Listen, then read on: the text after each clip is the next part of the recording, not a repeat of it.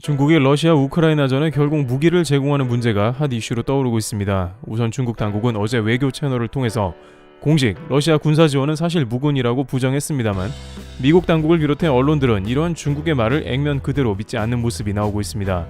왜냐하면 중국의 여러 가지 전략적인 포석과 더불어 하는 행동이 심상치 않기 때문으로 전해집니다. 특히 중국과 러시아 관계는 과거 트럼프 대통령이 즐겨 사용하던 국가 리더 간의 탑다운 방식으로 푸틴 대통령과 시진핑 주석이 개인적인 친분을 통해서 양국의 중대사가 결정될 수도 있다는 것이죠. 수년 전부터 시진핑은 러시아에서 푸틴과 보트를 타고 양국의 협의 사안을 이야기했으며 이러한 회담 후에 러시아의 5G 통신망은 거의 대부분 중국산으로 채워져 양국의 관계 및 경협과 군사 관계는 크게 발전했습니다.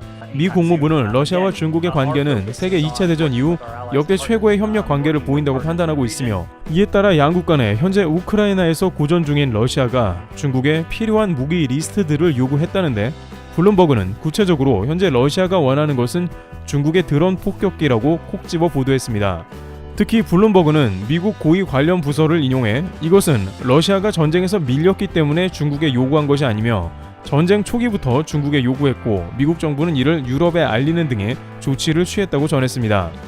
러시아는 중국의 올림픽 기간을 양보했으니 이제 중국도 러시아에 상응하는 대가를 달라는 것입니다. 또한 중국은 이번 전쟁 이후 러시아로부터 막대한 가스와 석유 등을 헐값에 수입할 것으로 예상됩니다. 현재 유럽 등 서방과 관계가 악화되고 미국도 러시아 원유를 하루에 수십만 배럴씩 수입하다가 멈추게 되면 중국 정부는 그 남는 자원들을 중국에서 매우 싸게 긁어가겠다는 기대감으로 가득 찼다는 의견입니다. 따라서 중국 입장에서는 이번 우크라이나 전쟁이 중국에 있어서 매우 큰 호재라고 판단한 상황이며 또한 외교적으로도 현재 러시아를 말릴 것이 오직 중국밖에 없다는 사실을 내비치는 상황입니다. 서방 언론에서도 시진핑이 아니면 아무도 푸틴을 말릴 사람이 없다고 중국 중재론이 나오고 있습니다. 결국 중국 외교부에서는 이번 전쟁의 최종 승리자는 바로 중국이라는 방향성을 가지고 있는 것입니다. 하지만 이러한 중국의 상상은 뜻밖의 빗나간 것이 세계 2위 러시아 군대가 고전한다는 것이었습니다. 중국이 러시아의 전쟁을 심각하게 생각 안 한 것도 과거 크림반도와 비슷한 양상이 될 걸로 생각했으며 러시아 정도라면 굳이 중국의 도움이 필요하지 않을 것이라는 생각 가운데 러시아를 말리지도 않은 것이죠. 그러나 이는 러시아와 중국 모두 오판이었으며 러시아는 완전 체면을 구긴 채 중국에 손을 내민 것이죠. 따라서 현재 중국은 선택의 기로에 놓여 있는 상황으로 서방의 눈치를 보느냐 지원을 강행하느냐는 것입니다. 하지만 일부 중국 채널 등에서는 이번 기회를 통해 오히려 중국의 파워를 과시해야 한다는 주장도 눈에 띄고 있습니다. 이들은 중국은 고속 스텔스 드론까지 갖춘 드론 강국이며 이를 통해 우크라이나 전세를 단번에 뒤집을 수 있다고 했고 실제 중국은 작년 9월에 주하이 에어쇼 등에서 FH-97 중거리 고속 드론으로 표적 공격에 대한 자신감을 보였고 FH-95 같은 경우에는 중장거리 다기능 드론으로 12시간 비행에 전자전까지 운용 가능한 드론입니다. 로이터 통신에 따르면 이들 드론은 미국의 크라토스 XQ-58 발키리와 견줄만 하다고도 보도한 바 있습니다. 또한 2015년이라 다소 먼 과거이긴 합니다만 중국 드론을 10여 대가량 수입한 이라크 정부군이 중국 드론 차이용4를 활용해 IS 진지에 폭격을 가하는 장면도 공개되어 성능도 충분히 입증되었으며 이제 실전에서 활용하면서 중국의 무기 수출을 더욱 늘려가는 기회로 삼아야 한다는 의견입니다. 아무래도 중국 드론 폭격기는 미국 제품의 절반 이하 가격이기 때문에 아프리카 등에서도 인기가 있었으며 내전이 끊이지 않는 지역에 우회 경로를 통해서 지속적인 수요가 있는 것으로 파악되고 있습니다. 환구15의 영문판 글로벌타임스는 이제 중국은 드론 무기로 적들을 무력화할 수 있는 카드가 있다며 당시 한참 베이징 올림픽 보이콧을 주도하고 오커스와 쿼드 등 대중국 군사연합체를 조직하던 미국을 향해서 중국군 역시 최첨단 무기로 현대화하고 있으며 미국 패권주의는 결코 우월할 수 없음을 강조했습니다.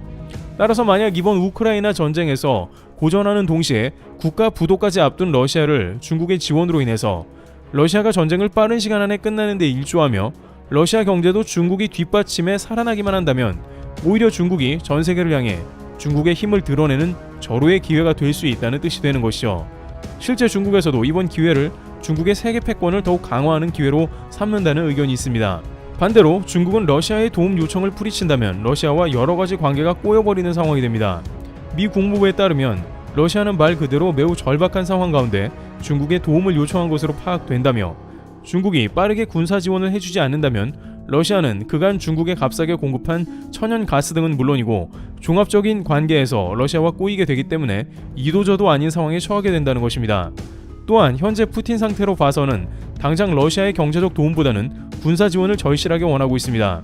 푸틴은 현재 부은 얼굴로 보건대 스테로이드 질병 계열인 로이드 분노 장애를 앓고 있다는 추측이 나오는 가운데 집속탄과 진공폭탄, 심지어 백린탄까지 사용하면서 우크라이나를 극한으로 몰아붙이는 상황입니다. 그러나 뒤집어서 말하자면 러시아도 잘못하다가 이번 전쟁에서 후퇴할 수 있는 상황이 가까웠다는 것입니다.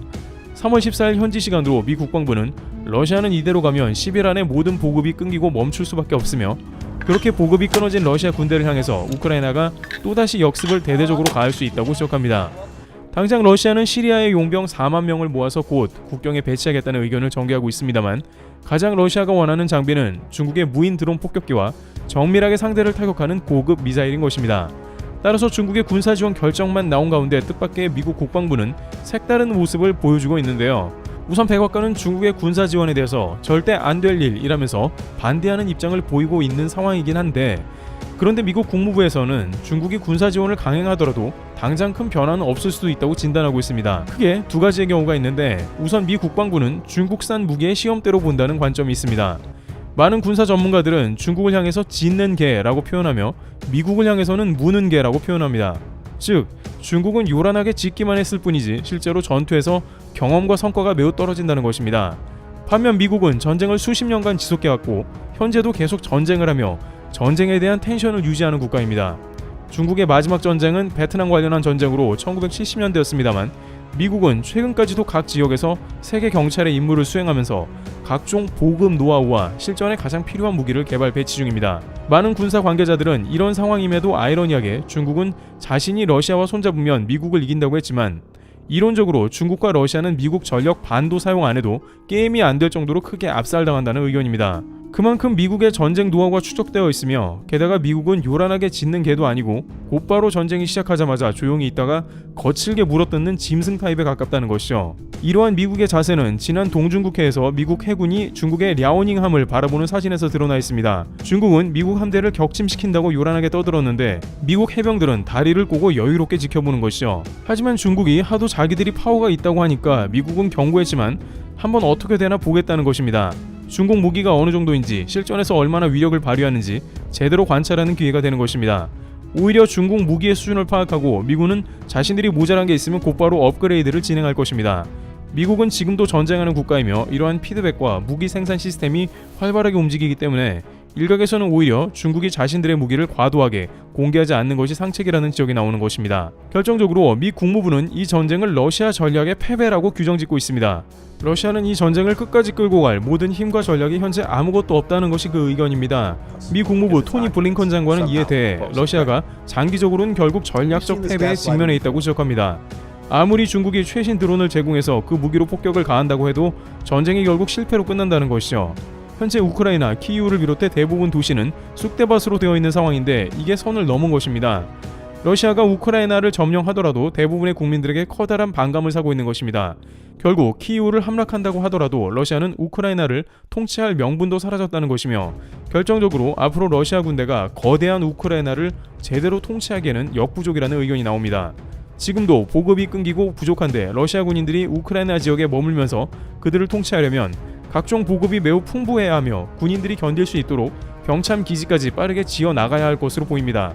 따라서 러시아는 이번 전쟁을 장기전으로 끌고 갈수록 여러 가지로 망한 전쟁이라는 꼬리표를 뗄 수 없는 것이죠. 반면 중국은 러시아에 무기를 제공했다가 원하는 만큼 성과도 얻지 못하고 러시아에게 자원을 받는 것보다 미국에게 얻어맞는 각종 제재와 더불어 그간 관계가 개선되었던 유럽의 큰 외면을 받을 수 있다는 리스크가 존재합니다. 유럽은 미국만큼 중국을 적대시하지는 않았는데 러시아 관련해 중국이 움직이는 것은 유럽은 용납하지 않을 것으로 보입니다. 그렇게 되면 중국은 가장 원하는 반도체 자립 등을 서방 규제로 완전히 차단당하는 상태가 될 것이며 또한 친환경 분야나 AI 미래 산업 분야 등에서 결국 서방에 밀리고 도태되는 형국이 오며 이 손해가 더 커지게 되는 것이죠. 따라서 미국에서는 중국의 러시아 군사 지원을 겉으로는 강력하게 반대하고 있는 모습이지만 만약 중국이 그것을 강행하더라도 오히려 중국에 훨씬 큰 피해가 가도록 대응한다는 흐름인 것입니다. 과연 중국이 이 모든 반대를 무릅쓰고 시진핑 주석의 가장 친한 친구인 푸틴을 구해줄지 귀추가 주목됩니다. 트래블튜브였습니다. 감사합니다.